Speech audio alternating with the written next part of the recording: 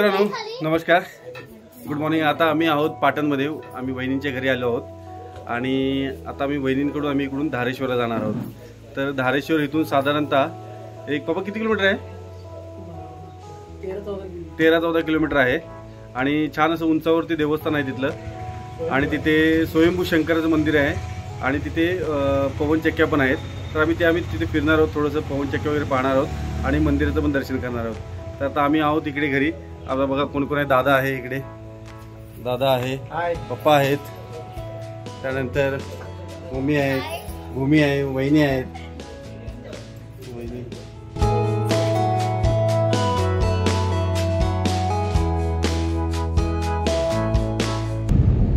तर आम्ही आता निघालो, मी आहे, दादा आहे, पप्पा आहेत, तनू आहे आणि काऊ आहे। तर आता आपण धारेश्वर कसं आहे काय आहे, मी भरपूर वेळा खूप वेळा ऐकलेलं आहे। छान असं प्लेस आहे म्हणतात, देवस्थान आहे, पवनचक्क्या आहेत। तर त्या आता आम्ही बघण्यासाठी तिकडे जात आहोत। तर सगळ्यांनी एकदा हाय करा। मित्रांनो इकडे दिवशी आहे राईट साईडला, इकडे धारेश्वर आहे। तर आता आम्ही पहिले दिवशीच जात आहोत त्या मंदिराजवळ। हे बघा दिवशी गाय बघा, हे मंदिर आहे, त्या मंदिराजवळ ते पाया पडणार आणि आम्ही इथून पुढे धारेश्वरला जाणार।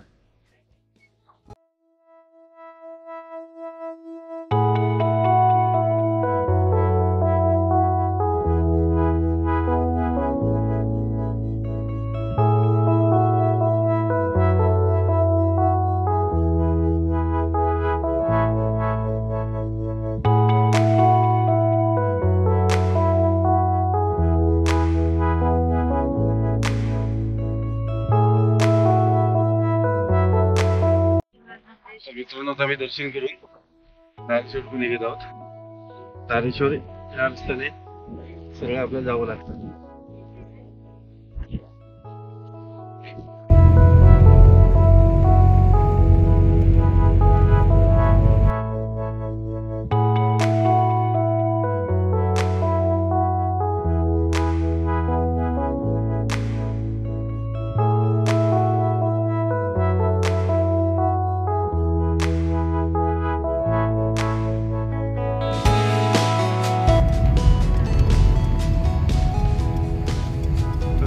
धारेश्वरला इकडे राईट मारायचं आहे।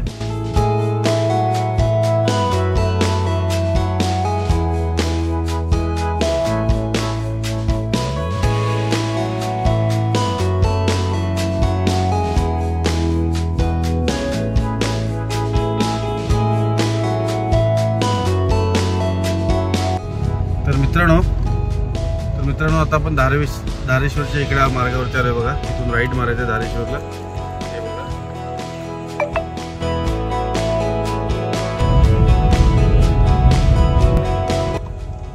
तर मित्रांनो इथे बाजूलाच गोशाळा आहे, ते आपण पहिली बघून घेऊ।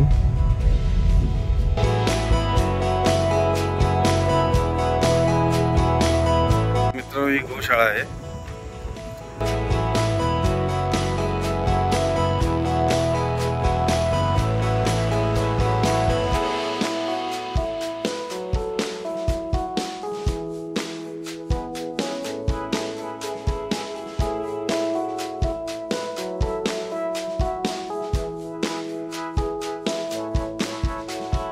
इकडे असं म्हटलं जातं की 12 वर्षातून एकदा गंगा येते। इथे 12 वर्षांनी गंगा येते तिकडून।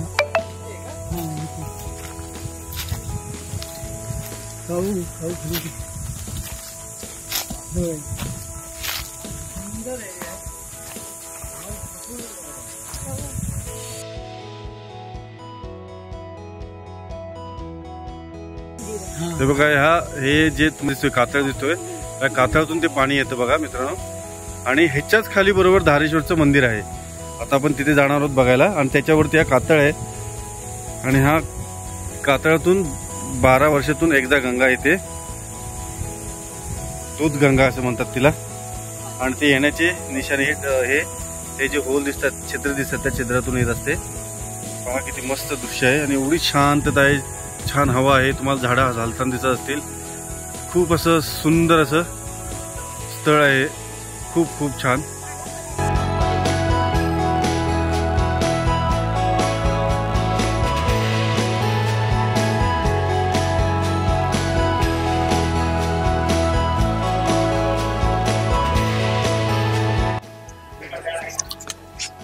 मित्रांनो, तर आता आपण धारेश्वर मंदिरामध्ये आलो आहोत.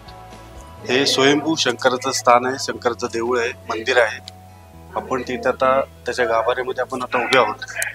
तिथे 5 पांडव, श्रीराम, लक्ष्मण यांची सगळ्यांची ती मूर्ती आहेत. शंकराची पिंडी आहे स्वयंभू आणि नंदी आहे. हे सर्वांचं इथे छानपैकी असं मंदिर आहे. खूप सुंदर असं आहे, थंड आहे. तुम्ही हा बघून घ्या मंदिराच्या पूर्णपणे गाभारा. हा वरती कातळ आहे जो तुम्हाला मी दाखवते बघा. हा कातळ किती जवळ आहे बघा. पूर्णपणे कातळच्या खाली मंदिर आहे. खूप सुंदर आणि छान असं आहे, बघून घ्या. जय धारेश्वर. जय. आपण आता सध्या धारेश्वर संस्था तीर्थक्षेत्र धारेश्वर संस्थान धारेश्वर येथील गुफा मंदिरामध्ये आहात. आम्ही जिथे बसलो आहे ते धारेश्वरचं आदिलिंग हे देवस्थान आहे. आदिलिंग म्हणजे जगाच्या उत्पत्तीच्या अगोदरचा लिंग असं त्याची ख्याती आहे. सदरचं लिंग हे स्वयंभू लिंग आहे.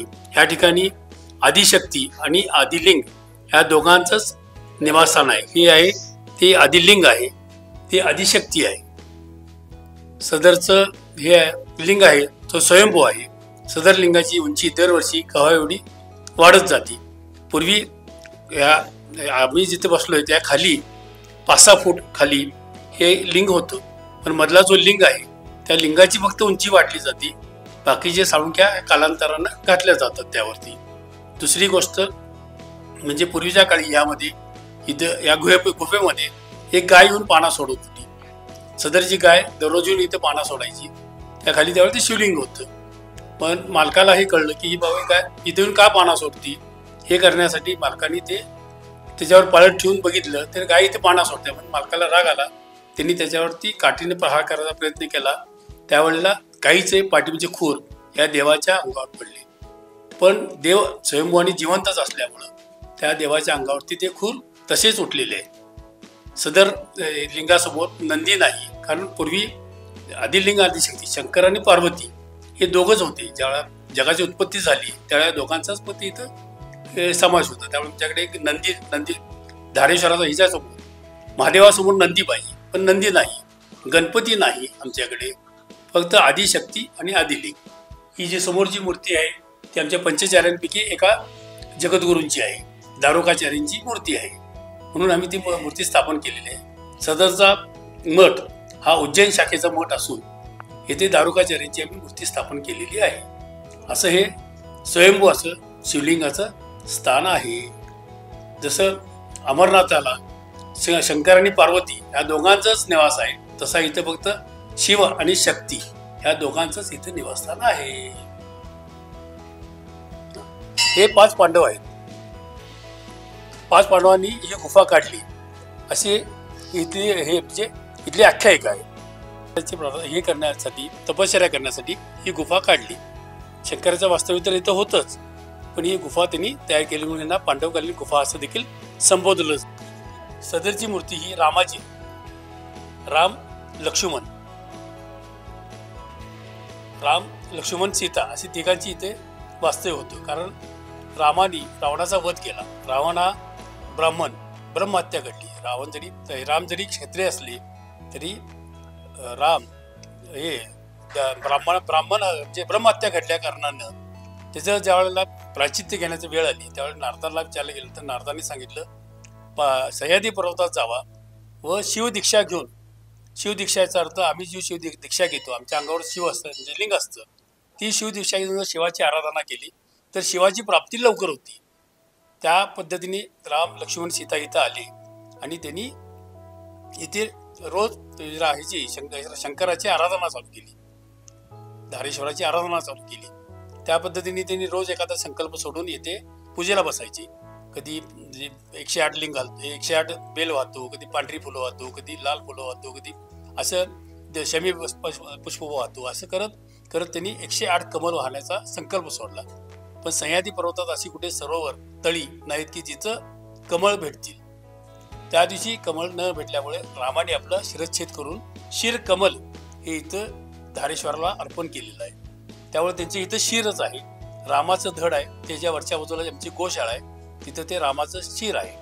आणि ज्या दिवशी हे घडलं त्या दिवशी कपिला षष्ठीचा योग होता. त्या कपिला षष्ठीचा योग होता, त्यामुळे दर 12 वर्षात एकदा त्या रामाच्या धडातनं पांढरी शुभ्र गंगा येते, त्याला दूध गंगा आली असं संबोधलं जात. वीरभद्र आहे, आमचे मूळ पुरुष आहेत म्हणून त्याच्या वीरभद्रांचा आम्ही इथं स्थापना केली. वीरभद्र आहे हे आमचे सर्वात पहिल्याचे आदिश्वर बाबा म्हणून आदिश्वर बाबांची इथं स्थापना आहे. डोंगरावर असल्यामुळे केदारनाथाची इथं स्थापना आहे डोंगरावर असल्यामुळे. या कुंडाचे एक वैशिष्ट्य असं आहे की ज्यांना संतती नसती, संततीने स्त्रिया, आमची धारेश्वरची यात्रा असती देवदिवाळीला. त्या देवदिवाळीच्या दिवशी रात्रीच्या वेळेला काटे पालखी नंतर त्या संततीच्या ज्यांना संतती नाही, संततीहीन म्हणजे मुलगी पाहिजे, मुलगा आहे किंवा मुलगी आहे, मुलगा पाहिजे असं नाही, संततीहीन स्त्रियांसाठी हा हे असतो, कार्यक्रम असतो. त्या दिवशी त्यांनी तिथे येऊन धारेखाली स्नान करायचं आहे आणि त्या देवीची या कुंडाची आणि या सप्तजल देवतेंची ओटी भरायची. ओटी भरल्यानंतर या कुंडामध्ये हात घालून या कुंडामध्ये जे काय भेटेल, या कुंडामध्ये जे पाणी येतं ते देवाला घातलेल्या अभिषेकाचं पाणी येतं, देवाला घातलेल्या जे त्याच्या देवावर वाहून येणारच पाणी येतं. त्यामुळे तांदूळ, गहू अशा ज्या वस्तू वाहून येतात ते त्यात सापडतात. ज्या स्त्रीला जे सापडतं म्हणजे हे भेटतं त्या स्त्रीनं तिथे आमचे जे हे बसलेले असतात, पुजारी बसले असतात, त्यांना ते दाखवायचं. त्यांनी एखादा आपल्याला हे म्हणजे उपाय सांगतात. आमच्याकडे उपाय अघोरी सांगितले जात नाहीत. नारळ दिला जातो, नामस्मरण करून देवस्थान सांगितलं जातं किंवा धारेश्वरला 5 अमावस्या येऊन जावा असं काहीतरी म्हणजे असे उपाय सांगितले जातात. अघोरी उपाय सांगितले जात नाहीत, पैसे मागितले जात नाहीत. आणि जाताना त्यांनी त्या स्त्रीनं रामाशीच काय असेल ते आपलं नवस बोलून जायचं आणि त्यांची इच्छा पूर्ण झाल्यानंतर त्यांनी आणून फेडायचं आहे. त्यानंतर त्यासाठी मग लोक अशी कोण आपले हे आणून पाळणे बांधतात, त्यांच्या ऐपतीप्रमाणे कोण पाळणं बांधतं, कोण घंटा देतं, कोण मूर्तीसाठी देतं, कोण अन्नदानासाठी पैसे देतं. त्या म्हणजे त्यांनी त्यांच्या ऐपतीप्रमाणे जे बोलायचं आम्ही सांगताना सांगतो की सोन्याचा कळस घालताय असं सांगू नका, जेवढं आपल्याला ऐपत आहे तेवढंच उचला, की ऋण काढून सण करू नका. गुरुगाजी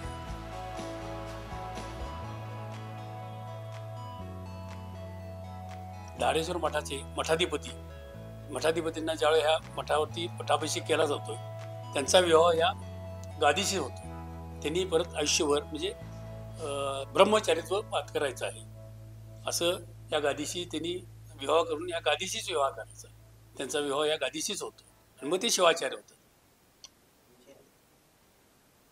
ही खाली 12 ज्योतिर्लिंग आहेत आणि वरती आमचे जगद्गुरू आहेत.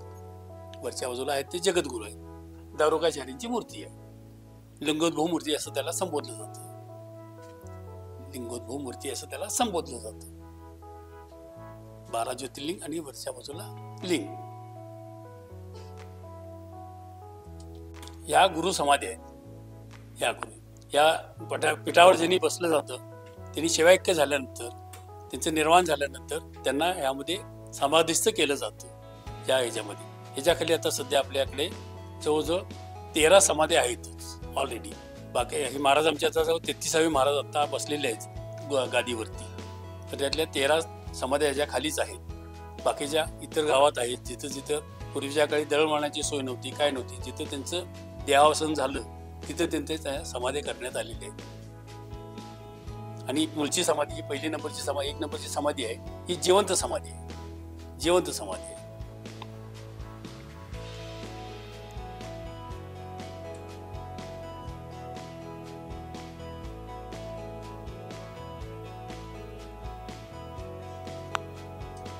काटेपालखी आहे.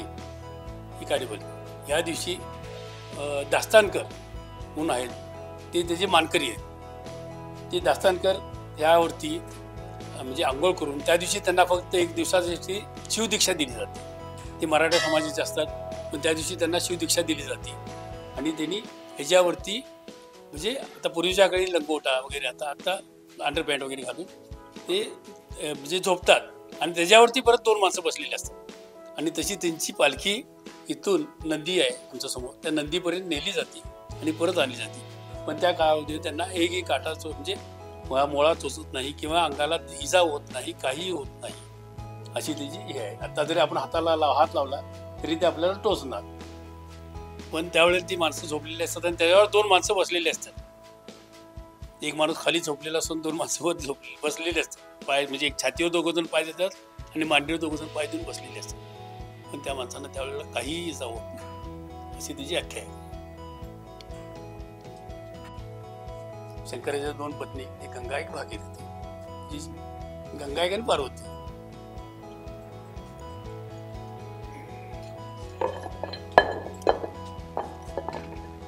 एक कुंड आहे. पूर्वीच्या काळी खूप मोठं कुंड होतं, आता स्लॅब टाकून बारीक केलेलं आहे, कारण याच्याच्या वेळेला लोक पडायला लागली, हे करायला लागली. आता देखील त्यात पाणी आहे, जिवंत पाणी असतं, काही कधीही या. आता तर मे महिन्याचा म्हणजे 5 तारीख आहे, पण त्यामध्ये कायम जिवंत पाणी असते.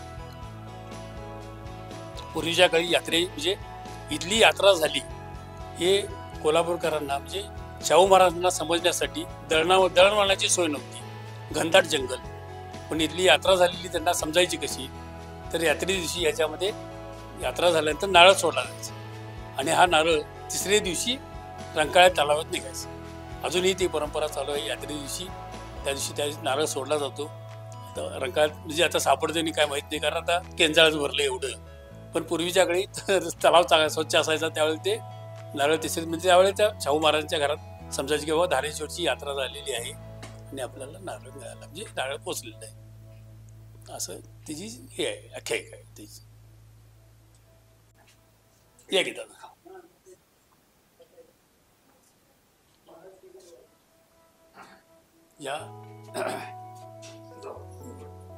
या देवालयाचं देवघर, या संस्थेचं हे देवघर आहे. ती वरती जी नागाची मूर्ती आहे तिची शेपूट सापडत म्हणजे कसं काय विणलं असेल ते बघा. ती जे त्याच्यावरती कारागिरीने केले ना, अन्नपूर्णेचं पंचायतन म्हणतात काय बघा, ते हे करा सांगतो तुम्हाला. अन्नपूर्णेचं पंचायतन समोर काळभैरव आहे समोर, अन्नपूर्णा, काशीलिंग,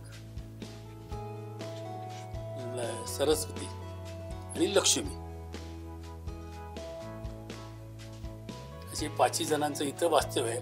हे जे म्हणजे पंचायतन म्हणतात हे काशीला आहे. काशीनंतर महाराष्ट्रात आणि कुठे असेल माहित नाही, पण आमच्या इथं धारेश्वरात इथं आहे. यात्रे दिवशी केलेला प्रसाद तो पूर्णपणे इथं आणून ठेवला जातो आणि मग वाटायला चालू केल्यानंतर किती कमी म्हणजे प्रसाद किती करा, 100 लोकांचा प्रसाद केला तर 1000 लोक म्हणून ठेवले तरी पण तो राहणारच शिल्लक. 1000 लोकांचा केला 10,000 लोक जरी आली तरी तो कमी पडणार नाही, एवढी इथं म्हणजे त्या अन्नपूर्णेची ह्याच्यावरती हे आहे, कृपा आहे. धारेश्वरती त्याची कृपा खूपच मोठी आहे, अन्नपूर्णेची तर कृपा आहे खूपच मोठी. त्यामुळे पंचायतीनं इथं आहे, त्याची रोज पूजा होती, अर्चा होती. दिवसांना 2 वेळा पूजा केली जाते, सकाळी एकदा संध्याकाळी एकदा. इथले जे आमची पुजारी आहेत ते 2 वेळा पूजा केली जाते. आणि इथं नैवेद्य दाखवला जातो, तो देखील सोहळ्यातलाच बाहेरचा आणलेला नैवेद्य दाखवला जाते. ज्यांनी कोणाला करायचं असेल त्यांनी येऊन आंघोळ करून सोहळ्यामध्ये नैवेद्य केला तर आम्ही देवाला अर्पण करतो किंवा दाखवतो, नसेल तर मग बाहेरूनच. इथे काय समोरची दिसते ती ध्यान गोपाळ. पूर्वीच्या काळी ह्याला म्हणजे ह्याचा संबंध ह्याच्याशी जोडला, सज्जनगडाशी जोडला जायचा. त्या लोक आत गेल्यानंतर बाहेर येता येत नाही म्हणलं की माणूस काशीला गेला असं म्हणायची. कारण आत गेलेला माणूस कुठे सरपटत जावं लागते, कुठे बसत जावं लागते, कुठे काय.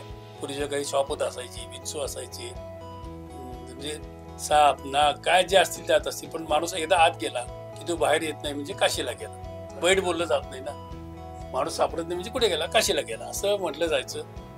आताच्या काळी आहे सध्याच्या ह्याच्यामध्ये महाराज त्यांना ज्या वेळेला हे करायचं असेल, ध्यान धारणा करायचे, ते महाराज तिथे आत जातात. तरी महाराजांनी स्वतःसाठी थोडीशी जागा करून घेतलेली आहे. त्या जागेला जाऊन बसतात. महाराज मध्ये एकदा 21 दिवस तिथं आत होते, तर सकाळी आणि संध्याकाळी स्नानासाठी बाहेर येत होते. इतर दिवस 21 दिवस महाराजांनी तिथं अनुष्ठान केलं. ह्याच्यामध्ये आपल्या तुपाच्या दिव्यामध्ये जिथेपर्यंत तुपाचा दिवा जातो तिथेपर्यंत महाराज जातात. म्हणजे महाराजांनी जाऊन व्यवसाय केले, कारण त्यापुढे ऑक्सिजन भेटत नाही. दिवा विजला की ऑक्सिजन संपला. मग तिथे पण महाराज 21 दिवस होते. 21 दिवस फक्त सकाळ संध्याकाळी फक्त बाहेर यायचं.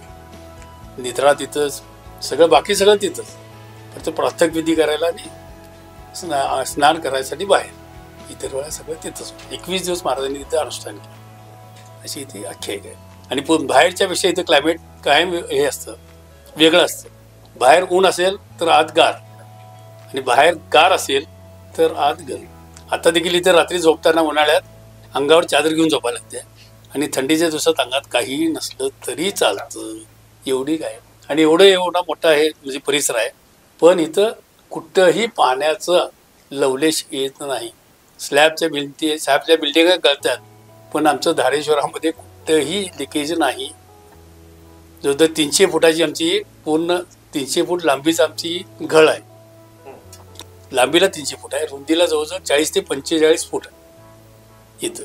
पण ते आमच्या इथं पाणीही गळत नाही कुठं, म्हणजे लिकेज नाही. आताच्या ह्याच्या आपल्या बिल्डिंगा, कॉन्क्रीटच्या बिल्डिंगा लिकेज होतात, आणि आमच्याकडे तर पावसाळा खूप मोठा पावसाळा. कारण कोकणाच्या सुद्धा म्हणजे प्रवेशद्वारच आहे न, कोकण चालूच. पाटणपर्यंत पुढे गेले की कोकणच. कारण कोयना, चिपळूण हे कोकणातच गेलो आपण परत, म्हणजे प्रवेशद्वारातच आलं ना कोकणाच्या आपल्या. अशी ही ते आख्यायिका आहे मोठी. आणि गुरुपरंपरा आमच्या इकडे खूप मोठी आहे, महाराजांची परंपरा. आता जी सध्याची निळकंठ शिवाजी महाराज आहे, ही गुरुपरंपरा खूप मोठी अजून आमची इथे आहे. तर मित्रांनो, आता आम्ही धारेश्वरचं दर्शन केलेलं आहे, आणि धारेश्वर दर्शन करून आम्ही बाहेर पडलो, आणि आता आम्ही पवन चक्कीकडे जाणार आहोत.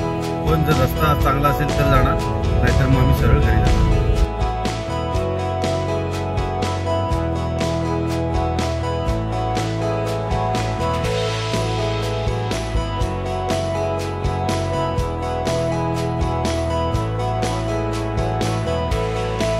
तर मित्रांनो, आता आपण फायनली पवन चक्क्यांची इथं आलो आहोत, आणि माझ्या मागे पाहू शकता तर तुम्ही पवन चक्क्याचे तुम्हाला टॉवर दिसतील. हे बघा, रस्ता असा खूप खराब होता, पण त्यातून देखील आपण आलो आहोत. मी तुम्हाला आता पवन चक्क्यांचं पूर्णपणे स्ट्रक्चर कसं, कितपत मोठं आहे, उंच आहे असं दाखवतो. हे बघा, हा त्यांचा टॉवर आहे, खूप असं उंच, आणि ही पवन चक्की आहे बघा.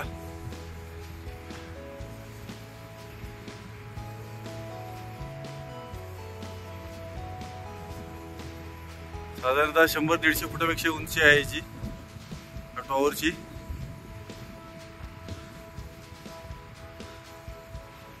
म्हणजे खूप सारे इथे पवन चक्क्या आहेत, खूप साऱ्या, खूप अशी हवा आहे इथे.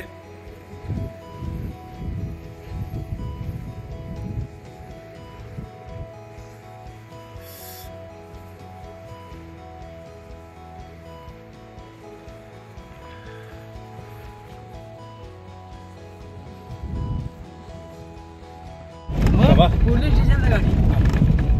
तर मित्रांनो, आता आम्ही विजिट आपली केलेली आहे पवन चक्क्यांची. आता आपण घरी निघालो आहोत पुन्हा.